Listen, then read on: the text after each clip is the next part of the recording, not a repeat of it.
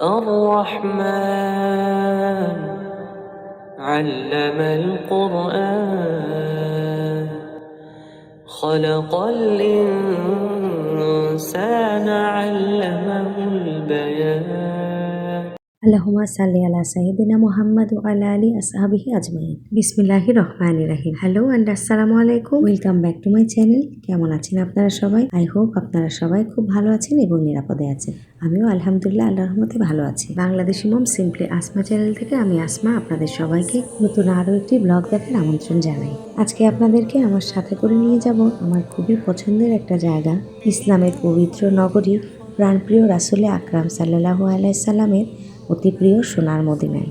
আশা করছি আমার আজকের ব্লগটি আপনাদের খুবই ভালো লাগবে। সাথেই থাকুন, দেখতে থাকুন আমি মদিনার কোথায় কোথায় গেলাম। 22 রমজানে উমরা পালন শেষ করে পরের দিন মক্কা থেকে মদিনার উদ্দেশ্যে রওনা হয়েছে বাসে বিকাল প্রায় 4টার দিকে। মক্কা থেকে মদিনা প্রায় 4.5 থেকে 5 ঘন্টার জার্নি। যেহেতু রমজান চলছিল তাই ইফতার করা, সালাত আদায় করা সব মিলিয়ে রাস্তায় হয়তো আরও 1-1.5 ঘন্টা বেশি সময় লেগে যেতেই পারে। তো যাই হোক, আমাদের এবারই প্রথম বাচ্চা কাচ্চা নিয়ে উমরা করতে এসেছিলাম বাসে। আমাদের ছুটি ছিল মাত্র 3 দিন। রাস্তার যাতায়াতে অলমোস্ট 2 দিন পার হয়ে গিয়েছিল। তাই এবারের মতো উমরা করে মদিনায় যাওয়ার প্ল্যান আমাদের ছিল না। কিন্তু আমরা যে বাসে গিয়েছিলাম সেই বাস মদিনা থেকেই রিয়াদের উদ্দেশ্যে আসবে, তাই মাত্র 8 ঘন্টার জন্যই আমরা মদিনায় গিয়েছিলাম। রাত প্রায় 10টার দিকে আমরা পৌঁছে গেছি মদিনায়। আমাদের বাস ড্রাইভার মদিনার সব ইম্পর্টেন্ট জায়গাগুলোতে বাস থামাচ্ছিল। কোথাও 15 মিনিট, কোথাও 30 মিনিটের যাত্রা বিরতি দিচ্ছিল, যেন সবাই সেই দর্শনীয় স্থানগুলো ঘুরে ঘুরে দেখতে পারে, চাইলে সেখানে কেউ নামাজও আদায় করে নিতে পারে। তো প্রথমেই বাসটা থামলো একটা খেজুরের শপের সামনে, যেখানে খুব ভালো মানের বিভিন্ন রকমের খেজুর পাওয়া যাচ্ছিল। অনেকেই এখান থেকে খেজুর নিয়ে যাচ্ছিল। আমিও এই দোকান থেকে প্রায় 3 কেজি পরিমাণ খেজুর নিয়েছিলাম। এখানে খেজুর ছাড়াও আরও পাওয়া যাচ্ছিল জায়নামাজ, বাচ্চাদের খেলনা, জুয়েলারি।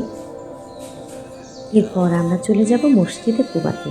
কুবা মসজিদের একটা ইতিহাস আছে, আপনাদের সাথে একটু শেয়ার করি। এই মসজিদ হলো ইসলামের প্রথম মসজিদ, যার ভিত্তিপ্রস্তর স্থাপন করেছেন নবীজি সাল্লাল্লাহু আলাইহি সাল্লাম নিজ হাতে সাহাবাদের নিয়ে। এবং এই কুবা মসজিদে নামাজ আদায় করলে একটি উমরার সওয়াব পাওয়া যায়। সুবহানাল্লাহ। চলে এসেছি মসজিদে নববী থেকে মাত্র 5 কিলোমিটার দূরে অবস্থিত ঐতিহাসিক উহুদের ময়দানে। এই উহুদের প্রান্তরে মক্কার কুরাইশদের সাথে যুদ্ধ হয়েছিল, যেখানে দিনের নবী হজরত মুহাম্মদ সাল্লাল্লাহু আলাইহি সাল্লাম আহত হয়েছিলেন। নবীজির দন্ত মুবারক শহীদ হওয়া, নবীজির চাচা হজরত হামজা রাদিয়াল্লাহু আনহু সহ 70 জন সাহাবী শহীদ হয়েছিলেন এই উহুদেরই প্রান্তরে। এখানে যে সুন্দর মসজিদটি দেখা যাচ্ছে, এটাকে বলে মসজিদে সোহাদা।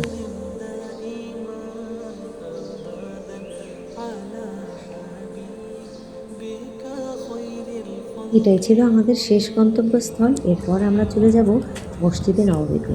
ঘড়িতে তখন প্রায় রাত 11টা। আমরা চলে গেলাম সোনারগাঁ হোটেলে। মদিনা এলে আমরা এই সোনারগাঁ রেস্টুরেন্টে খাবার খেতে আসি। গতবারও এসে খাওয়া দাওয়া করেছিলাম এখানে। তো এখানকার সিগনেচার আইটেম হলো গরু মাংস ভুনা। তো আমরা এবারও অর্ডার করেছিলাম গরু মাংস, কাচকি মাছের তরকারি, ডাল আর সবজি। হোটেলে খাওয়া দাওয়া শেষ করে রাত প্রায় 12:30টায় আমরা চলে গেলাম মসজিদে নববীতে।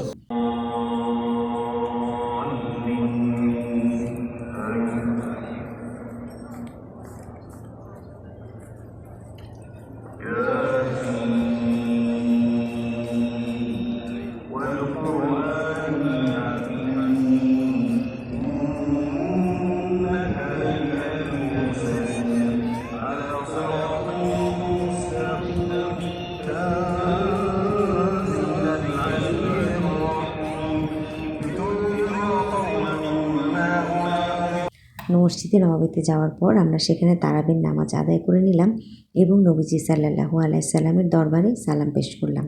আমার লাস্ট রমজান উমরা ব্লগে নাসরিন সুলতানা আপু কমেন্ট করে বলেছিলেন নবীজি সাল্লাল্লাহু আলাইহি সাল্লামের দরবারে সালাম পৌঁছে দিতে। আপুর নাম ধরে আমি নবীজির দরবারে সালাম পৌঁছে দেব ইনশাআল্লাহ তাআলা। আমি আনসার আমায়রাকে নিয়ে মসজিদের ভেতরেই ছিলাম, আর আহিয়ান ছিল ওর বাবার সাথে। পুরো মসজিদের ভেতরটা ছিল বেশ অনেকটাই পরিপূর্ণ।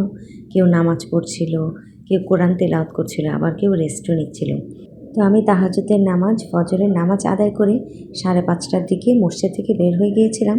আমাদের বাস ভোর 6টায় রিয়াদের উদ্দেশ্যে রওনা হবে। প্রায় 9 ঘন্টা জার্নির পর আলহামদুলিল্লাহ সহি সালামতে পৌঁছে গেছি বাসায়। মদিনা থেকে আসার সময় কি কি কিনেছিলাম সেটা আপনাদের সাথে শেয়ার করি।